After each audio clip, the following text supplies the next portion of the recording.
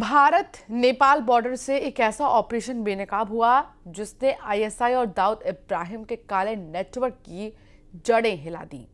Operation double S के तहत पकड़े गए दो भारतीय अपराधी सलीम पिस्टल और सारिक साठा भारत में हथियार फैक्ट्री खोलने और अंतर्राष्ट्रीय गोल्ड स्मगलिंग के नेटवर्क को अंजाम देने वाले थे, लेकिन स्पेशल सेल ने अब एक एक कड़ी को खोल कर रख दिया है। चलिए आपको दिखाते हैं ऑपरेशन डबल एस की सनसनीखेज कहानी।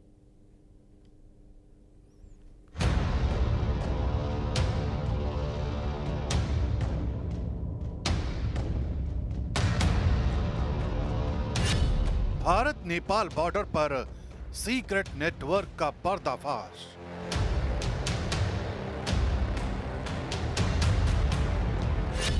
दाऊद इब्राहिम और आईएसआई का खतरनाक प्लान बेनकाब।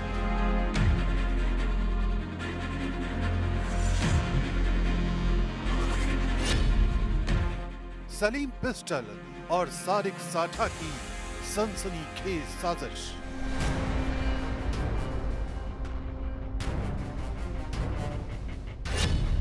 एशिया की सबसे बड़ी हथियार फैक्ट्री नाकाम।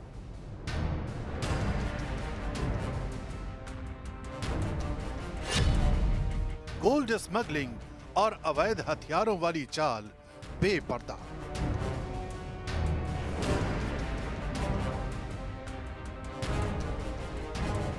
सलीम पिस्टल और सारिक साठा दोनों भारत के कुख्यात अपराधी जिन्होंने अपराध की दुनिया में कदम रखते ही आईएसआई और दाऊद इब्राहिम के भरोसेमंद एजेंट बनने तक का सफर तय किया।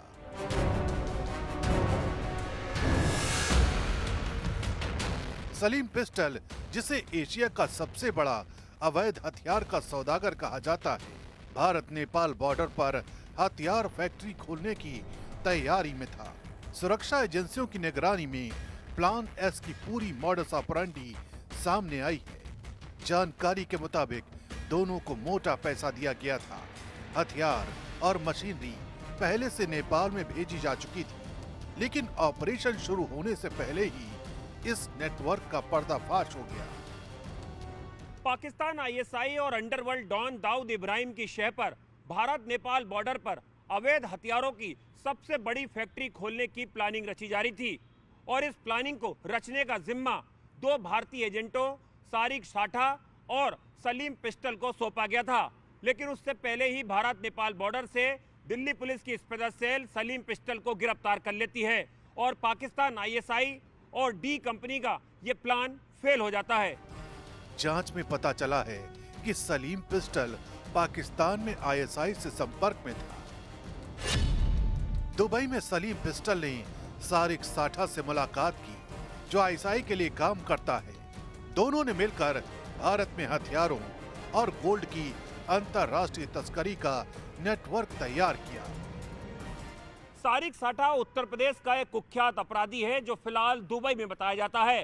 सलीम पिस्टल ने सुरक्षा एजेंसी के सामने अपने कबूलनामे में इस बात का खुलासा किया है कि दुबई में उसकी सारिक साठा से मुलाकात होती है।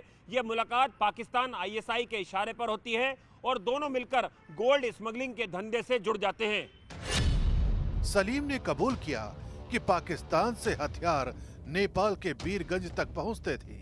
वहां से भारत में दिल्ली, उत्तर प्रदेश और बिहार तक सप्लाई होती थी। इस नेटवर्क में दुबई, थाईलैंड और कंबोडिया के ठिकाने भी शामिल थे। लेकिन सुरक्षा एजेंसियों ने नेटवर्क को धराशायी कर दिया और बड़ी तस्करी को ब्रेक कर दिया। सलीम पिस्टल की गिरफ्तारी के वक्त उसके पास नकली पासपोर्ट, सैटेलाइट फोन और विदेशी करेंसी मिली। जांच एजेंसियों के मुताबिक उसने 15 सालों में कई करोड़ रुपए की अवैध कमाई की। उसका गोल्ड स्मगलिंग नेटवर्क भी एक्टिव था। म्यूल्स और हवाला के जरिए भारत में पैसा भेजा जाता था। भारत नेपाल बॉर्डर से जिस वक्त सलीम पिस्टल को गिरफ्तार किया गया था, उसके कब्जे से फर्जी पासपोर्ट के अलावा एक सैटेलाइट फोन भी बरामद किया गया था। सूत्र बताते हैं कि इसी सैटेलाइट फोन के जरिए वो पाकिस्तान आईएसआई ऑपरेटिव्स के लगातार संपर्क में था। सलीम पिस्टल ने पूछताछ में इस बात का भी खुलासा किया है कि वो करीब 15 सालों से अवैध हथियारों की खरीद फरोख्त और गोल्ड स्मगलिंग के धंधे से करोड़ों की अकूत संपत्ति का मालिक बन बैठा और उसने इस करोड़ों की संपत्ति से कई बेमानी प्रॉपर्टीज भी भारत में खरीदी थी, जिसको लेकर ईडी ने भी सलीम पिस्टल के खिलाफ बड़ी कार्रवाई की थी। सलीम ने कबूल किया कि दुबई में एसके एंटरप्राइज नाम की कंपनी के जरिए ये कारोबार चलता था।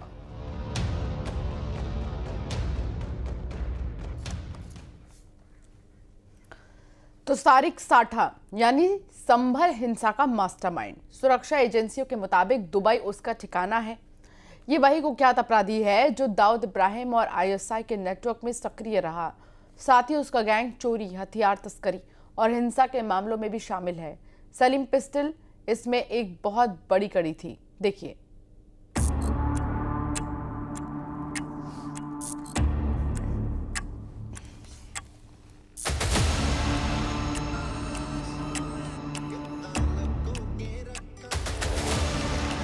सलीम पिस्टल का कबूलनामा दिखाता है कि वो शुरुआती दौर से ही अंतर्राष्ट्रीय अपराध नेटवर्क में शामिल था।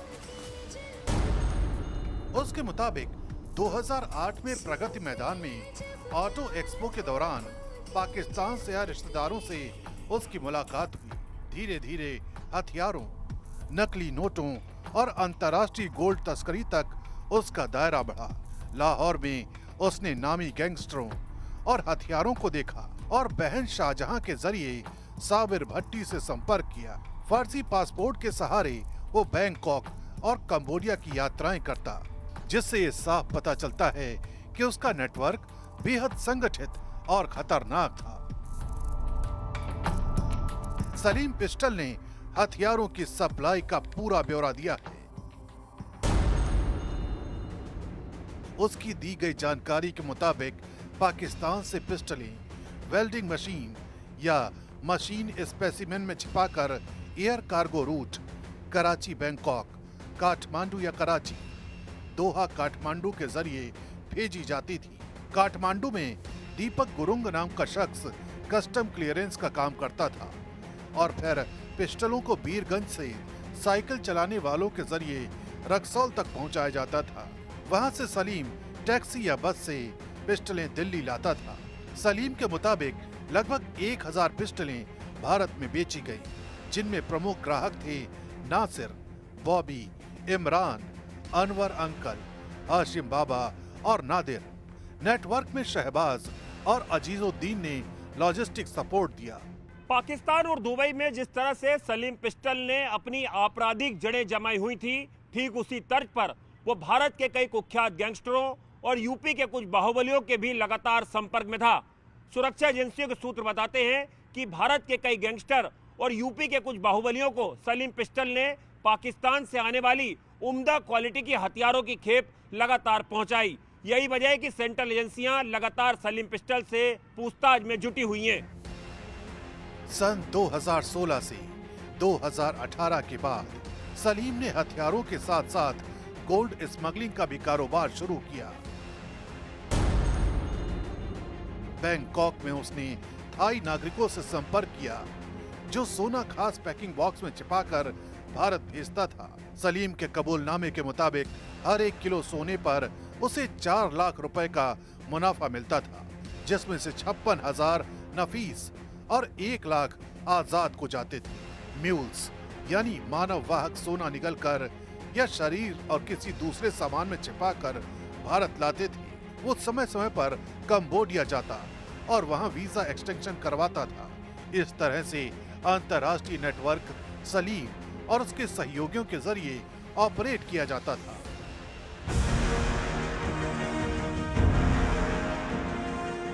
सलीम का कबूलनामा दिखाता है कि ये कारोबार केवल हथियार या गोल्ड तक सीमित नहीं था। पाकिस्तान और नेपाल में संपर्क, दुबई ठिकाना और स्थानीय एजेंट इसे अंतर्राष्ट्रीय स्तर तक फैलाते थे। सलीम और अजीजुद्दीन ने भारत में हथियार सप्लाई के लिए बड़े पैमाने पर लॉजिस्टिक सिस्टम तैयार किया। उनके साथी शहबाज ने पाकिस्तान में रिश्तेदारों की मदद से नेटवर्क चलाया। सुरक्षा एजेंसियों का ये कहना है कि नेटवर्क अब भी एक्टिव हो सकता है। सलीम की गिरफ्तारी से ही उसका एक हिस्सा खुला है, लेकिन इसकी जड़ें बेहद गहरी और खतरनाक है।